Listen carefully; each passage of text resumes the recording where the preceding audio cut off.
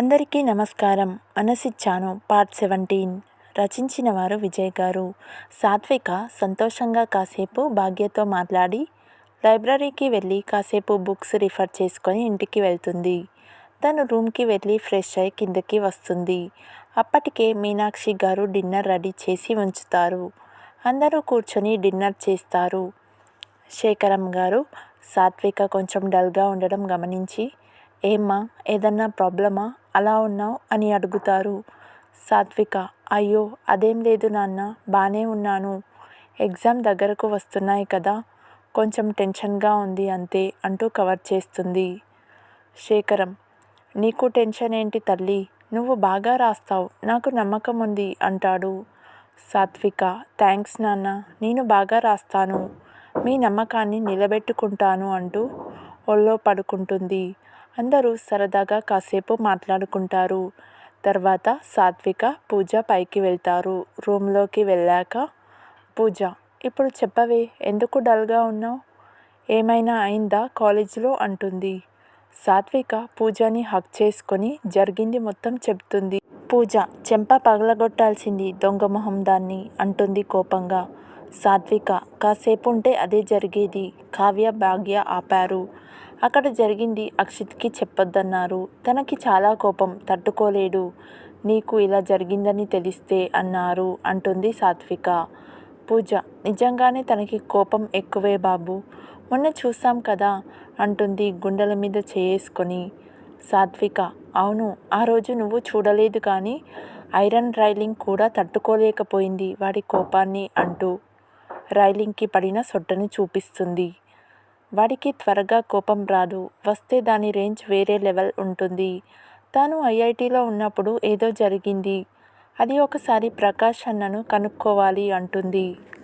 పూజ, అదంతా బెంగళూరులో చూద్దాంలే, నువ్వు బాగా ప్రిపేర్ అవ్వు, వేరే ఆలోచనలు పెట్టుకోకు, మీ ఆయన గురించి నేను చూసుకుంటాలే, నువ్వేం దిగులు పెట్టుకోకు, చక్కగా ఎగ్జామ్స్ రాసేయి, ఎగ్జామ్స్ అవ్వగానే 2 months ఎంజాయ్ చేయొచ్చు అంటుంది. సాత్విక, నాకేం తల్లి, ఇప్పుడు ఎగ్జామ్స్ పెట్టినా నాకు ఓకే, నువ్వేం చెప్పినా నా ఆలోచన అంతా నా మొగుడి గురించి, వాడి మీద ఏ ఆడదాని చూపు పడకుండా చూసుకోవే, నాకు అది చాలు. అయినా నువ్వేంటి చాలా హ్యాపీగా ఉన్నావు, కొంపదీసి బావ ఏమన్నా ఇచ్చాడా అంటుంది కొంటెగా నవ్వుతూ. పూజ, ఏంటి ఆ బుద్ధావతారం ఇచ్చేది, నేనే ఇచ్చా. సాత్విక, ఏమిచ్చావే అంటుంది గుండెల మీద చేయి వేసుకుంటూ. పూజ, ఫస్ట్ కిస్ ఇచ్చేసా సిగ్గుతో అంటుంది నవ్వుతూ. సాత్విక, హా, అమ్మ దొంగ, ఇంత ఫాస్ట్ ఉన్నావేంటే, నువ్వింకా అమాయకురాలువని అనుకుంటున్నా అంటుంది అరచేయి నోటి మీద వేసుకొని ఆశ్చర్యంతో. పూజ, ఏమోనే, నాకేం తెలియలేదు, ఆ ఇంట్లోకి వెళ్ళాక నాకు తెలియకుండానే అలా చేసేసా అంటుంది సిగ్గుపడుతూ. సాత్విక, తప్పులేదులే, కొన్ని అలా జరిగిపోతుంటాయి, జాగ్రత్తే, పెళ్ళికి ఇంకా 2 months టైం ఉంది, తొందర పడ్డారో ఆపై మీ ఇష్టం అంటుంది నవ్వుతూ. పూజ, అంత లేదు, అక్కడ అశ్విత్. సాత్విక, మీ పని బాగుంది, పెళ్ళికి 2 months టైం, ఫుల్ ఎంజాయ్ చేయండి అంటుంది బుగ్గగిల్లుతూ. పూజ, ఆపవే నీ అల్లరి, నీకు మాత్రం ఏమైంది, నువ్వు వస్తావుగా, మీ ఆయనతో ఎంజాయ్ చేయి. సాత్విక, చూద్దాంలే, సర్లే పడుకుందాం, నాకు నిద్ర వస్తుంది. ఇద్దరూ నిద్రపోతారు. కానీ ఇద్దరికీ తెలియదు బెంగళూరులో తాము నమ్మలేని నిజం చూస్తామని. కింద గదిలో శేఖరం గారు పడుకొని ఆలోచిస్తూ ఉంటారు. మీనాక్షి గారు అతని గుండెల మీద పడుకొని, ఏంటి ఆలోచిస్తున్నారు శ్రీవారు అంటుంది. ఏం లేదు మీనాక్షి, మన సాత్వికకి అక్షిత్ని అడిగితే ఎలా ఉంటుందా అని ఆలోచిస్తున్నా అంటారు. మీనాక్షి, సాత్వికకి అక్షిత్ని చేసుకుందామని అడుగుతారా అనేవాళ్ళని. శేఖరం, ఇద్దరి ఈడు జోడు బాగుంటుంది, నాకు అక్షిత్ బాగా నచ్చాడు, అలానే వాళ్ళకి కూడా ఒకరికొకరు నచ్చితే మనం పెళ్లి చేసేద్దాం. మీనాక్షి, నిజమేనండి, మొన్న ఎంగేజ్మెంట్ రోజు వాళ్ళిద్దరూ కలిసి మెట్లు దిగి వస్తుంటే ఎంత అందంగా ఉన్నారో తెలుసా, నిజంగా భార్యాభర్తల్లా ఉన్నారు, నాకైతే 2 కళ్ళు సరిపోలేదు, కానీ వాళ్ళు కూడా ఒప్పుకోవాలిగా. శేఖరం, అమ్మాయి చదువు అయ్యేలోపు అడుగుదాం, నాకు తెలిసి వాళ్ళకి ఇబ్బంది ఉండకపోవచ్చు అంటాడు. మీనాక్షి సరే చూద్దాం. ఎక్కడున్నా అది సంతోషంగా ఉండాలి. ఆ ఇంట్లో అయితే ఎలాంటి ఇబ్బంది ఉండదనిపిస్తుంది. చూద్దాం దేవుడు ఎలా నిర్ణయిస్తే అలా జరుగుతుంది అంటుంది నిద్రకు ఉపక్రమిస్తూ. తర్వాత 2 రోజులు కూడా సాత్వికాని కాలేజ్కి పంపి నలుగురు ఎంజాయ్ చేస్తూ వైజాగ్ మొత్తం తిరిగారు. శనివారం సాయంత్రం సౌమ్య కూడా హాస్టల్ నుండి వచ్చింది. సాత్విక ఏంటే మొన్న చెప్పా పెట్టకుండా హాస్టల్కి వెళ్ళిపోయావు అంటుంది కోపంగా. సౌమ్య అదేం లేదే, కాలేజ్కి వెళ్ళాలి కదా, అందుకే వెళ్ళా సాత్విక చుట్టూ చేయేస్తూ. సాత్విక ఇక్కడే ఉండి కాలేజ్కి వెళ్ళవే అంటే వినవు. నాకు అర్థం కాదు నీ పద్ధతి అంటుంది కోపంగా. సౌమ్య అయ్యో అదేం లేదు సాత్వి, హాస్టల్లో అయితే అందరూ ఫ్రెండ్స్ ఉంటారు, గ్రూప్ డిస్కషన్ చేయొచ్చు, అందుకే అక్కడ ఉంటున్నా. అదీ కాక ఎగ్జామ్స్ దగ్గర పడుతున్నాయి, నెక్స్ట్ మంత్ క్యాంపస్ ఇంటర్వ్యూస్ ఉన్నాయి, ప్రిపేర్ అవ్వాలి కదా అంటుంది. సాత్విక సరేలేవే బాబు, నువ్వెప్పుడు మా మాట విన్నావు? క్యాంపస్ ఇంటర్వ్యూస్లో జాబ్ కొట్టేసేయి, అత్తయ్య పిచ్చ హ్యాపీ అవుతుంది. సౌమ్య తన కోసమేగా నేను ఏం చేసినా, కొట్టాలి జాబ్. సాత్విక నువ్వు కొడతావు లేవే, నీకు ఆ టాలెంట్ ఉంది. సౌమ్య థ్యాంక్స్ సాత్వి, నీ ప్రిపరేషన్ ఎంతవరకు వచ్చింది? సాత్విక సూపర్, ఇప్పుడు ఎగ్జామ్స్ పెట్టినా రాసేస్తా అంటుంది నవ్వుతూ. సౌమ్య నేను అడిగేది క్లాస్ ఎగ్జామ్స్ కాదు సాత్వి, లైఫ్ ఎగ్జామ్స్ అంటుంది కొంటెగా కన్ను కొడుతూ. పూజ దాంట్లో అయితే 100% మా సాత్వికి అంటుంది నవ్వుతూ. సాత్విక పోవే బాబు నీ అల్లరి నువ్వు అంటూ సౌమ్యని నెడుతుంది. సౌమ్య అబ్బా ఇదంతా సిగ్గే, అత్తయ్యతో చెప్పనా మరి ఒకే ముహూర్తానికి 2 పెళ్ళిళ్ళు? నవ్వుతూ నడుంపైన గిల్లుతుంది. సాత్విక అంత పని చేయకే బాబు, నీకు పుణ్యం ఉంటుంది, వాడితో చాలా పనుంది నాకు. పూజ లగేజ్ ప్యాక్ చేసుకుంటుంది, రేపు వెళ్ళాలి అని. ఆదివారం ఉదయం నిద్ర లేచాక అక్షిత్ కిందికి వచ్చి రఘురాం గారి దగ్గరికి వచ్చి కూర్చుంటాడు. రఘురాం ఏరా ఇవాళ వెళ్ళాల్సిందేనా? అక్షిత్ అదేంటి రఘు అలా అంటావు, 1 వీక్ ఉన్నా కదా, అక్కడ ఆఫీస్ వర్క్ ఉంటుంది కదా. రఘురాం నిజమేలే, కాకపోతే ఇంకో వారం ఉంటే బాగుంటుంది కదా. అక్షిత్ ఇంకో వారం ఉంటే ఇంకా నేను ఇక్కడే ఉండిపోవాలి రఘు అంటాడు నవ్వుతూ. రఘురాం ఉండు మరి, నిన్నెవడు వెళ్ళమన్నాడు? ఏదన్నా బిజినెస్ చేసుకోరా, నేనున్నాను, పెద్దనాన్నలు ఉన్నారు, ఇంతమంది అన్నయ్యలున్నారు అంటాడు రఘురాం. అక్షిత్ నాకిప్పుడు ఇంట్రెస్ట్ లేదు నాన్న, ఇంట్రెస్ట్ ఉన్నప్పుడు చెప్తాలే అంటాడు నవ్వుతూ. రఘురాం అంతేలే, నాకు నచ్చింది ఎప్పుడు చేసావు కనుక ఇప్పుడు చేయడానికి, అంతా నీ ఇష్ట ప్రకారమే చేస్తున్నావు అంటాడు తల పక్కకి తిప్పుకొని. అక్షిత్ అయ్యో రఘు కోపమొచ్చిందా, నా బంగారం కదూ అలగకు ప్లీజ్ అంటాడు అక్షిత్ గడ్డం పట్టుకొని. రఘు పోరా, నేనంటే లెక్కే లేదు నీకు, నీ ఇష్టం వచ్చింది చేసుకో, నాతో మాట్లాడకు. వీళ్ళిద్దరినీ చూస్తుంటే రాజేశ్వరి గారికి నవ్వొస్తుంది.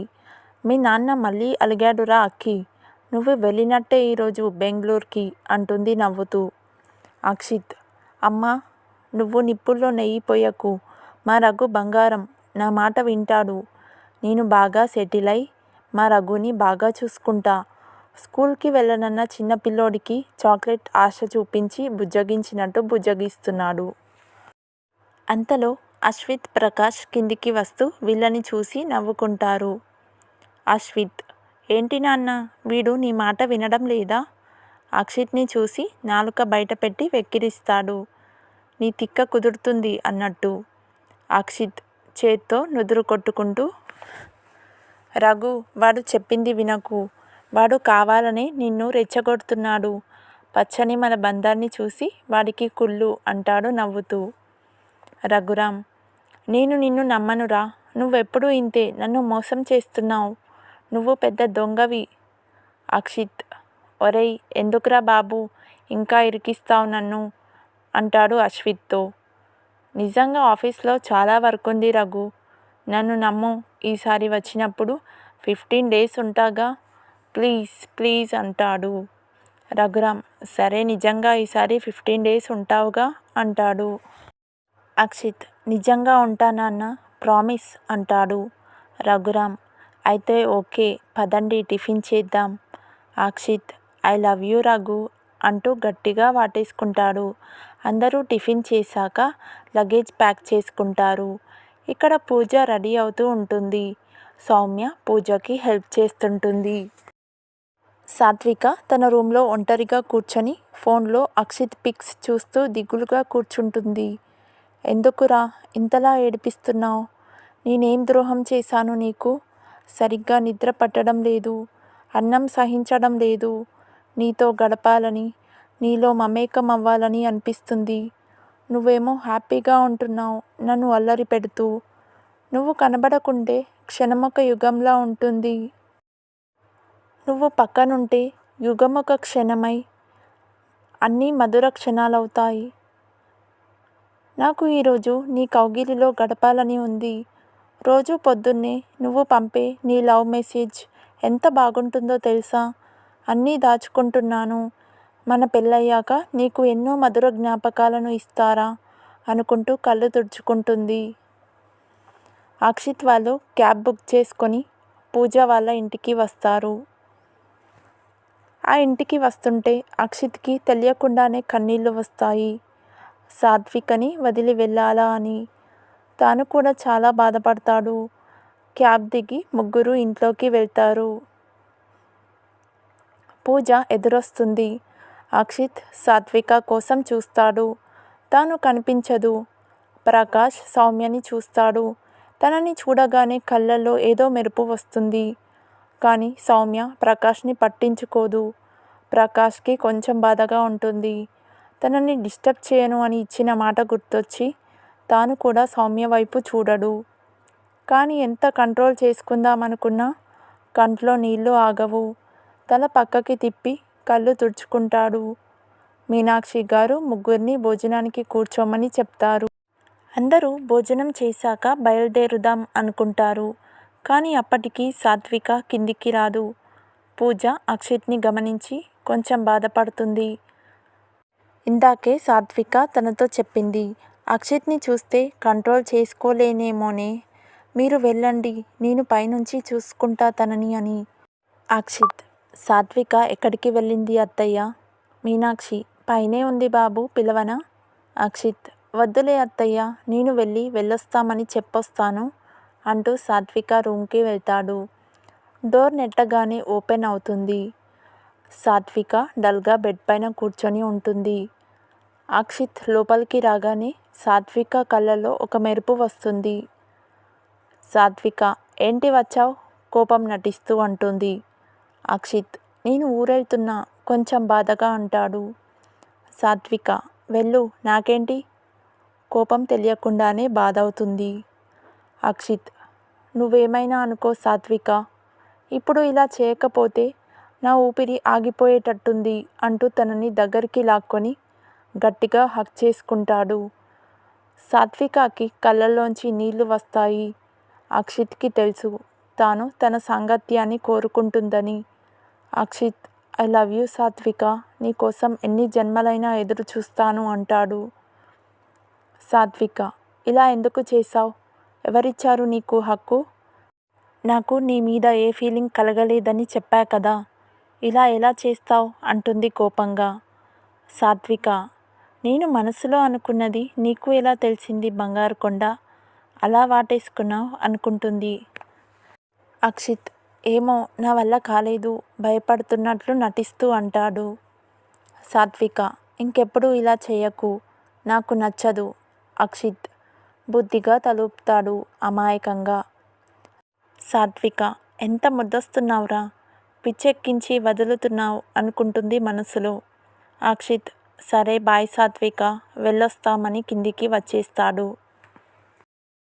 సాత్విక బాల్కనీలోకి వస్తుంది. అందరూ క్యాబ్ దగ్గరికి వెళ్తారు. సాత్విక అందరికీ బాయ్ చెప్తుంది. ప్రకాష్ సౌమ్య వైపు చూస్తాడు. కానీ తాను పట్టించుకోదు. నలుగురు క్యాబ్ ఎక్కి కూర్చుంటారు. క్యాబ్ వెళ్ళిపోయాక సాత్విక రూమ్ బోర్డు పెట్టుకొని బెడ్ పైన పడుకొని తన్వి తీరా ఏడుస్తుంది అక్షిత్ని తలుచుకుంటూ. మిగిలిన కథ నెక్స్ట్ పార్ట్లో చూద్దాం. If you like this video please like, share and subscribe to my YouTube channel. Thank you.